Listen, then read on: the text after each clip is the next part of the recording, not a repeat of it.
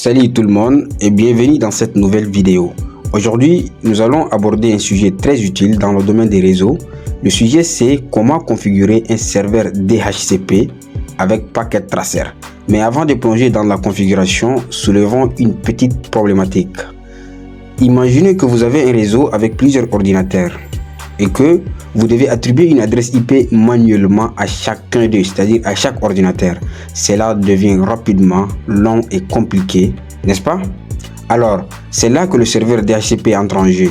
Grâce à ce serveur DHCP, chaque appareil du réseau peut obtenir automatiquement une adresse IP, ce qui peut simplifier d'une façon très conséquente et énormément la gestion des réseaux. Dans cette vidéo, nous allons mettre en place un petit réseau avec 3 PC et un serveur DHCP. On verra comment ce serveur peut attribuer automatiquement des adresses IP à nos machines, c'est-à-dire à nos PC, rendant ainsi l'administration du réseau bien plus fluide et rapide. Si tu débutes dans les réseaux, cette vidéo est faite spécialement pour toi. Alors, c'est parti. Alors, pour commencer, on va d'abord mettre en place notre petit réseau. Pour ce faire, on vient ici dans les Zen Devices. On va ajouter des PC et un laptop qui vont constituer ensuite les terminaux de notre réseau. Une fois que nous avons sélectionné nos PC, c'est-à-dire nos terminaux, on va revenir ici dans les Network Devices et plus précisément dans les switches pour sélectionner ces switches, les switches 2960. Ensuite, on va le placer quelque part ici. Une fois que c'est fait, on va encore retourner dans les End Devices pour sélectionner un serveur. Voilà, on va prendre ce serveur-ci et on va modifier le nom. On va le renommer par le serveur DHCP.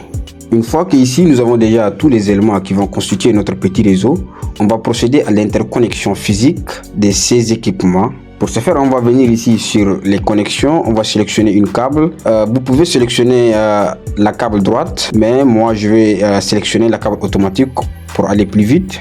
Ensuite, je vais interconnecter physiquement nos différents ordinateurs avec l'équipement du réseau central, c'est-à-dire les switches. Une fois que j'en ai terminé avec les ordinateurs, je vais également interconnecter mon serveur DHCP avec les switches. Et voilà, donc comme ça, tous les équipements de mon réseau sont déjà interconnectés, sont physiquement interconnectés entre eux. Maintenant, il ne reste que la connexion logique. Et comme vous pouvez le remarquer ici, toutes les interfaces via lesquelles les câbles sont connectés sont toutes en vert. C'est-à-dire la connexion physique est déjà établie à 100%. Et donc, voici en grosso modo notre scénario pour ce lab.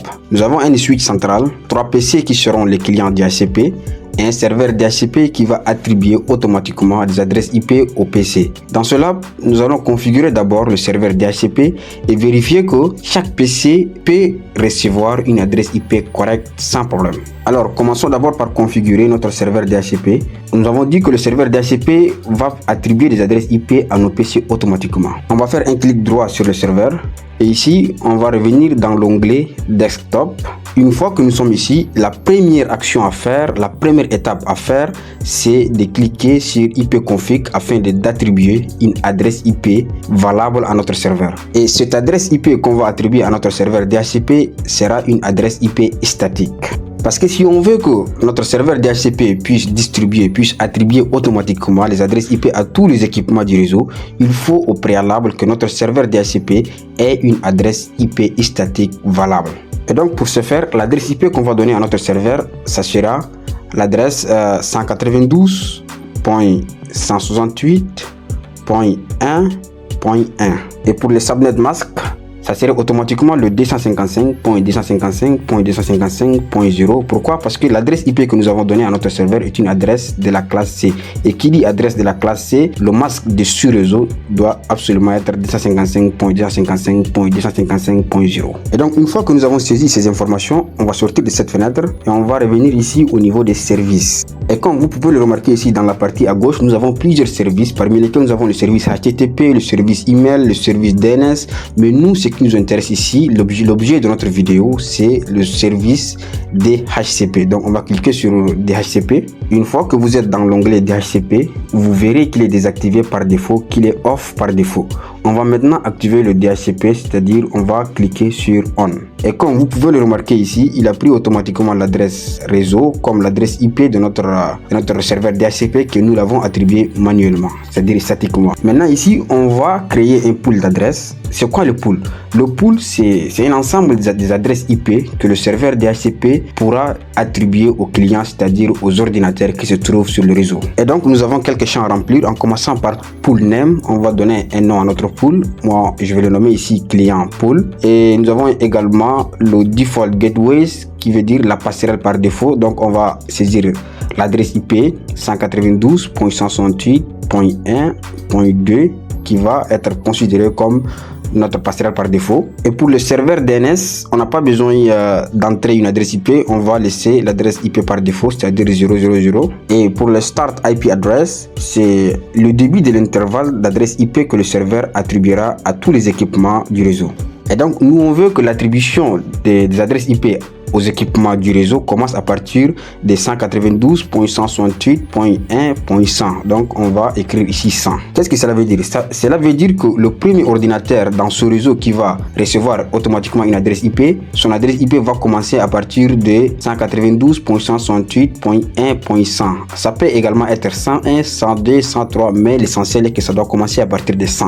Et pour le subnet mask, on va le laisser également par défaut parce que notre adresse IP est de la classe C. Qui dit classe C, qui dit masque de sous-réseau qui va comporter le 3 fois 255. Donc c'est logique. Ensuite, nous avons le champ maximum number of users. C'est le nombre maximum des utilisateurs dans ce réseau. C'est-à-dire le nombre maximum des équipements qui se trouvent dans ce réseau. Ici, comme nous avons seulement 3 ordinateurs, on pourrait facilement mettre 3. Mais il se pourrait que vous voudriez ajouter d'autres équipements dans votre réseau. Donc, si vous mettez 3, vous n'aurez pas la possibilité d'attribuer automatiquement les adresses IP aux autres équipements que vous allez ajouter dans votre réseau. Donc, on va de préférence laisser à 100. Et pour le TFTP server et les WLC addresses, donc on n'a pas besoin de ces paramètres-là. Donc, on va les laisser tels qu'ils sont et on va cliquer sur Save pour enregistrer notre modification. Et donc, voilà, nous avons notre pool, client pool qui a été créé. Maintenant, il ne reste plus qu'à vérifier si les équipements de ce réseau, c'est-à-dire nos DPC et notre laptop, peuvent recevoir automatiquement des adresses IP à partir de notre serveur DHCP. On va d'abord fermer cette fenêtre. On vient au niveau de notre PC 0. On va cliquer, on va faire un clic droit dessus et on va revenir au niveau de desktop. Dans l'onglet desktop, on va cliquer ensuite sur IP configuration. Ici, par défaut, la configuration IP est sur le mode statique. Pour recevoir automatiquement des adresses IP à partir de notre serveur DHCP, on va cliquer sur DHCP. Et comme vous pouvez le remarquer ici, notre PC0 est en train de demander une adresse IP à notre serveur DHCP. La demande du PC0 a été un succès car le serveur DHCP a répondu favorablement à sa demande en lui attribuant une adresse dynamique, c'est-à-dire le 192.168.1.101. Comme nous l'avons spécifié précédemment dans les paramètres de configuration du serveur, que les adresses IP doivent commencer à partir de 192.168.1.100. Et comme vous pouvez le remarquer ici, notre adresse IP, ça se termine par 101. Donc, notre configuration a été prise en compte. Et donc, ça, c'est seulement la configuration du PC0. Chaque PC dans ce réseau doit être configuré pour recevoir une adresse IP automatiquement du serveur DHCP. Maintenant, on va répéter cette opération pour les deux autres PC dans ce réseau. Tous les deux PC doivent être configurés pour obtenir leur adresse IP via le serveur DHCP. On reprend le même processus avec le laptop 0. Et comme vous pouvez le remarquer ici, l'adresse IP qui lui a été octroyée, ça se termine par 102.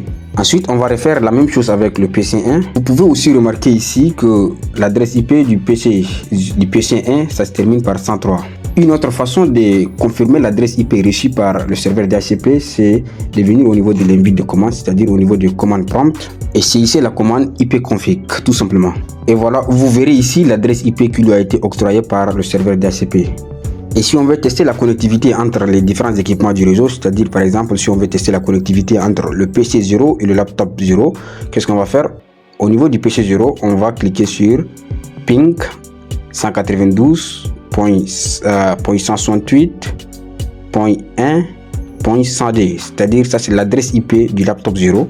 Ici, comme vous pouvez le remarquer, la connectivité a réussi, donc les deux PC sont aptes à communiquer entre eux dans ce réseau. Et voilà, très facilement, nous avons réussi à configurer un serveur DHCP sur Packet Tracer et attribuer des adresses IP automatiquement à 3 PC. Grâce à cette méthode, la gestion des adresses IP devient beaucoup plus simple et efficace. Mais ce n'est pas tout. Si tu es intéressé par le domaine du réseau, reste avec moi car dans les prochaines vidéos que je vais sortir dans cette chaîne, je vais te montrer comment, grâce à l'onglet simulation dans Packet Tracer, tu pourras observer en temps réel, je dis bien en temps réel, comment est-ce que le protocole réseau interagissent dans un réseau. Ce sera en fait une excellente manière de comprendre de façon dynamique le fonctionnement même des protocoles tels que le protocole ARP, le protocole ICMP et le protocole TCP/IP et bien d'autres. Et ce n'est pas tout. Nous allons aussi explorer ensemble d'autres services essentiels liés au réseau comme la configuration du serveur DNS, du serveur FTP et du NAT et bien plus encore. Si cette vidéo t'a été utile, n'oublie pas de liker, de t'abonner pour ne pas manquer ces prochaines vidéos. Si tu as des questions ou des suggestions que tu aimerais que j'aborde, laisse-les dans les commentaires, je serai ravi de t'aider. À très bientôt pour de nouvelles aventures réseau.